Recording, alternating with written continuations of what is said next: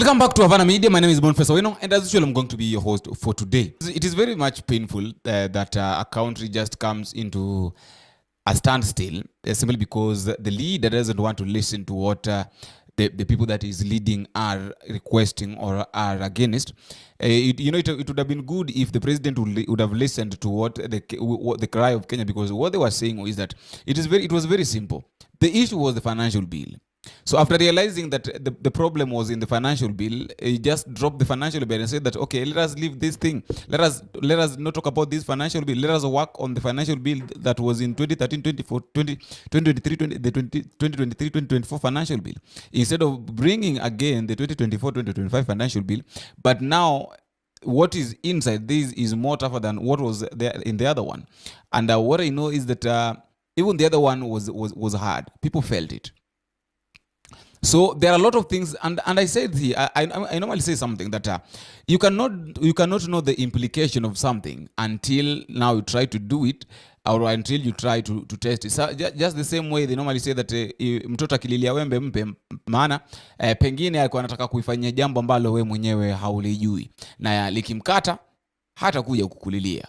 So that is the situation right now, and I want us to talk about this thing because, okay, maybe the president was not seeing it in this way, or maybe his advisors were the people that were advising him in a wrong way. And I've even heard that the president was I've got no advisors. A friend of mine, actually, my brother was asking that we were talking yesterday, and he was like, "Bro, umetoka kwa office." I told him that I cannot manage to go. So he was asking me. That was I think it was around 11 p.m. or around 12 midnight. So we were talking, and he was asking me that, who normally advises William Samoei Ruto? Who normally advises? Who are his advisors? Because the people that advise him mislead him. But I came to realize something, that the president is not advised. And let us not joke with this generation, these Gen Zs, because these guys are computer experts. These people knows a lot about internet, and everything that you do, they can trace it in the internet. So these people discovered that the speech that the president gave yesterday, yesterday's speech by the president, he generated it directly from AI. Use the detector, call it.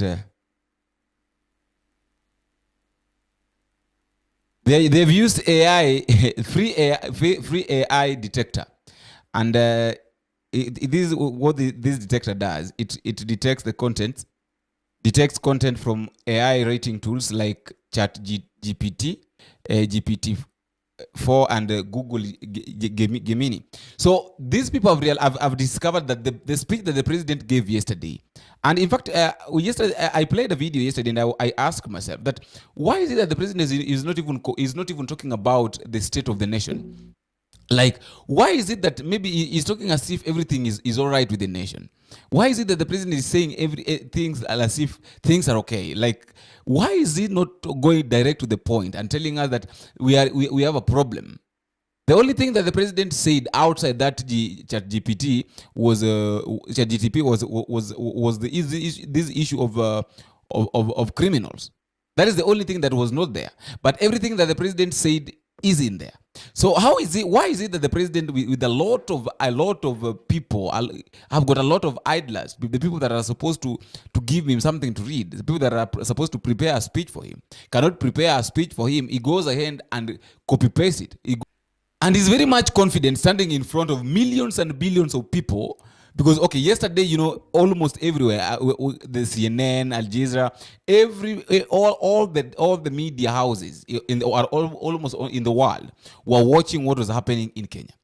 So why is it that the president just stands in front of billions and billions of Kenyans and billions of people around the world, talking about reading something directly from AI? Maybe we thought that is the one who prepared it, or maybe the person that prepared it for him prepared a very good speech, but it was AI generated. So are you seeing where we are? And there is something that I want us to talk about here. I've told you that you cannot know the repercussion of something until you do it. Right now, the president of the Republic of Kenya has got high chances of going back to the I.C.C. We know very well what happened when during when they were summoned with the Uhuru Muigai Kenyatta to International Criminal Court. That is during the Ocampo 6. But right now, the president is going to be, there's a high possibility of the president being summoned again, because the United Nations have got a collaboration with the I.C.C. And in fact, I.C.C. regenerated from UN, from United Nations. And the United Nations are telling William Ruto, this is what the United Nations are telling William Ruto. These people are telling William Ruto that respect the constitutions and ensure the protection of citizens' rights. Facilitate peaceful demonstrations and uphold the principles of democracy. Any act of suppression or violence is unacceptable. Prioritize dialogue and respect human rights. The international community is closely monitoring the situation. We're obviously looking at what is going on in Nairobi and in Kenya, where Secretary General is obviously deeply concerned over the reported violence that we've seen connected with these protests and these street demonstrations. He's very much saddened by the reports of deaths and injuries, including journalists and medical personnel. We're also very concerned about reported cases of targeted arbitrary detentions. It is very important that the rights of people to demonstrate peacefully be upheld. As we say anywhere around the world, it is up also to authorities to ensure that those rights are respected, and that all incidents of deaths in the hands of security forces be fully investigated, that people be held to account. He urges the police and the authorities and security forces in Kenya to exercise restraint and for the demonstrators to act peacefully.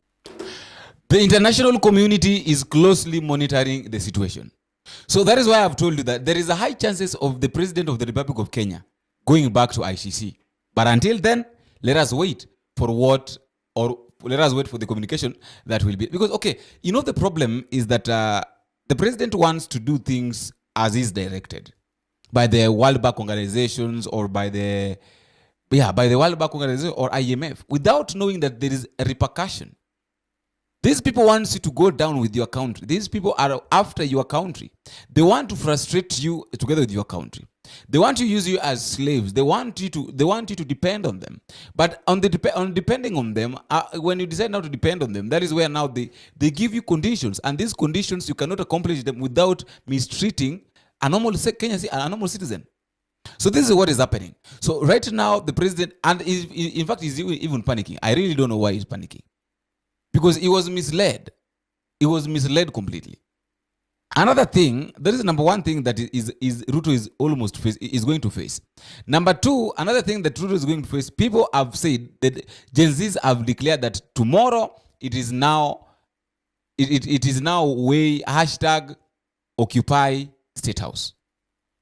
The other day they were saying that #Occupy Parliament. They did it yesterday. So today they are saying that #Occupy State House. Now, I remember very well during the NADCO report or the NADCO meeting, the National Dialogue Committee, back then, I don't, it's either early this year or late last year. There is this guy who was talking about, I think almost everybody remembers him. This guy who was talking about mandatory, shall, may. This guy. Okay, that is what we are saying. You had said earlier on, yes, that you don't want to see members of parliament impeaching a president. Yes. That should be left to the people. The people, yes. Do it themselves. Yes. But aren't you alive to the provisions of Article 1? Yes, I'm alive to it. That allows the public, the people, yes, power, yes, to elect their representatives. The wording which is used in that given article, Learned Council, if I may, if you look at the sovereignty of the people, it says that all sovereign powers belongs to the people of Kenya and shall be, underline the wording shall, mandatory, be exercised only in accordance with this constitution. The people may, Optional. Optional. May. Optional. That is it, Your Honor. No, complete it. May exercise their sovereignty power either directly or through their democratically elected. So the wording, the conjunction may, I apply one. Thank you very much. Yes. And I think that is a plain language. There is something that he said. He said that the members of parliament have got no authority to impeach the president. They have got no voice to impeach the president. And the impeachment of the president is supposed to be done by the citizens, by the Kenyan citizens, by the voters. Are you seeing? The impeachment of the president is only supposed to be done by the people, not the MPs. I think he saw this thing coming, because right now we cannot even trust our MPs. We can't trust them. Whether they voted yes or no, it is very difficult to trust these people. These guys cannot be trusted again. Because what they are doing, what they've shown us, it tells us that these people can change. Like, okay, let us now take, for instance, on Tuesday, on Tuesday, the people that voted yes for the financial bill were 205. And the people that voted no were 115. I want us to take a close look at that. Yesterday, how many people voted yes and how many people voted no? For those who are closely following. So that one tells you that these people can change. They have got no stand. There's nowhere that they have got no standing point that if I'm here, I cannot move. I cannot be moved, I cannot be shaken. So trusting the people is very bad. I wanted to listen to the way this guy was saying. I think, and he had a point. He was saying very well that impeachment of the president, is only supposed to be done by the people, not the MPs. That is not something that is supposed to be discussed in the parliament. It should not be discussed in the parliament. And let me tell you something.